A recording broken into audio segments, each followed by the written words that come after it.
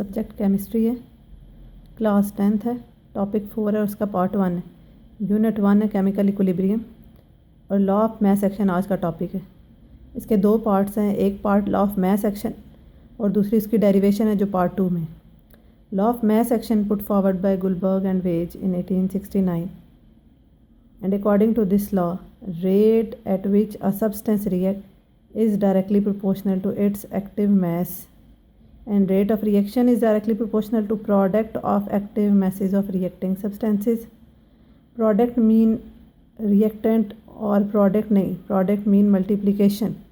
More than one reactants present होंगे तो उनको उनके active masses को multiply करेंगे, so that is called product of active masses of reacting substances. अब एक्टिव मास क्या चीज़ है? जब कोई केमिकल रिएक्शन प्रोसीड हो रहा है तो उसमें आप रिएक्टेंट ले रहे हैं या प्रोडक्ट ले रहे हैं तो उसकी जितनी कंसनट्रेशन मोल्स में ले रहे हैं that is called active mass. So active mass is molar concentration जिसकी यूनिट हमारे पास क्या है, मोल पर डेसीमीटर क्यूब, और उसे हम रिप्रेजेंट किससे करते हैं, स्क्वायर ब्रैकेट से रिप्रेजेंट करते हैं। इसको अंडरस्टैंड करने के लिए हम एग्जांपल ले रहे हैं। एक सिंपल केमिकल रिएक्शन है, A + B gives us C + D। Reversible reaction में दो चीज़ें हमने पढ़ी थी, एक फॉरवर्ड रिएक्शन और एक रिवर्स रिएक्शन। फॉरवर्ड रिएक्शन में हमने क्या पढ़ा था, reactants combine to form product when A + B combine to form C + D that is called forward reaction. और इसके रेट को हम क्या कहेंगे, rate of forward reaction which is represented by RF। When C + D combine to form A + B that is called reverse reaction. और इसके rate को हम किससे रिप्रेजेंट करेंगे, कैपिटल R स्मॉल r से, that is rate of reverse reaction. अब जो definition ऊपर हमने पढ़ी है, rate of reaction is directly proportional to product of active masses of reacting substances. इसके accordingly forward reaction, rate of forward reaction is directly proportional to product of active masses of reactants, but rate of reverse reaction is directly proportional to product of active masses of product. So इसी को हम इस form में लिखेंगे। पहले हमारे पास molar concentration है, ए की मोलर कंसनट्रेशन को हम रिप्रेजेंट करेंगे square bracket of A, B की मोलर कंसनट्रेशन को square bracket of B, C की मोलर कंसनट्रेशन को ब्रैकेट ऑफ सी और डी की मोलर कंसनट्रेशन को ब्रैकेट ऑफ डी से, स्क्वायर ब्रैकेट ऑफ डी से। ये क्या है, इनके एक्टिव मैसेज हैं जिन्हें हम मोलर कंसनट्रेशन से रिप्रेजेंट करें। Forward reaction according to law of mass action, rate of forward reaction is directly proportional to product of active mass of A and B. ये डायरेक्ट प्रोपोर्शनैलिटी का sign है। So rate of forward reaction is directly proportional to product of active mass of A and B. जब proportionality को equality में convert करते हैं तो हम कांस्टेंट लगाते हैं।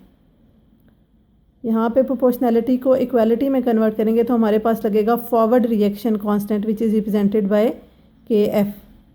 सो RF rate of forward reaction is equal to KF into concentration of A and concentration of B। Similarly rate of reverse reaction is directly proportional to product of active masses of product, that mean R is directly proportional to concentration of C and concentration of D। और यहाँ पे भी जब हम proportionality को equality में convert करेंगे तो हमारे पास कांस्टेंट लगेगा, लेकिन इस कांस्टेंट क्योंकि ये रिवर्स रिएक्शन का कांस्टेंट है तो इसे हम KF से रिप्रेजेंट नहीं करेंगे, हम इसे KR से रिप्रेजेंट करेंगे। So R is equal to KR into C concentration and D concentration. So KF and KR ये दोनों के हमारे पास प्रोपोर्शनैलिटी कांस्टेंट हैं जिन्हें हम स्पेसिफिक रेट कांस्टेंट्स भी कहते हैं। अच्छा, फिर जब हमने रिवर्सेबल रिएक्शन पढ़ा था, डायनामिक इक्विलिब्रियम पढ़ा था, तो वहाँ पे हमने पढ़ा था रिवर्सेबल रिएक्शन में कि डायनामिक इक्विलिब्रियम वो स्टेज है जहाँ पे rate of forward reaction rate of reverse reaction के इक्वल होता है।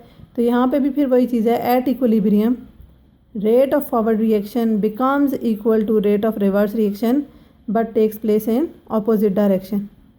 इक्वल होने का मतलब क्या कि ये जो आपने फाइनल वैल्यूज़ उसकी फाइंड आउट की हैं RF की और RR की, वो आपने यहाँ पे पुट आउट कर देनी है। RF किसके इक्वल था, KF into concentration of A and concentration of B, और RR which is equal to KR concentration of C and concentration of D, ये दोनों आपके पास क्या आ गए, इक्वल।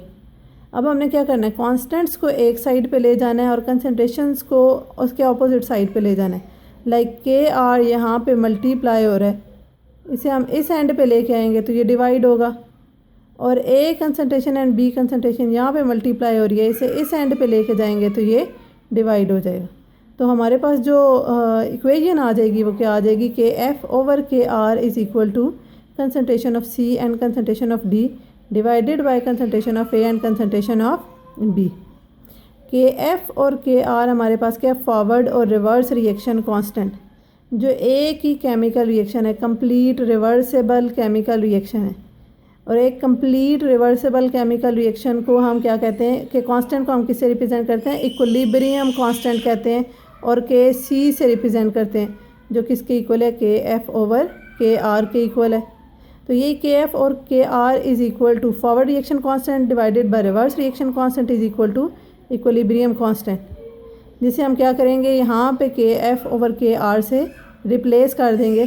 तो फाइनल हमारे पास इक्वेशन आ जाएगी, K C is equal to C concentration over into D concentration divided by A concentration and B concentration.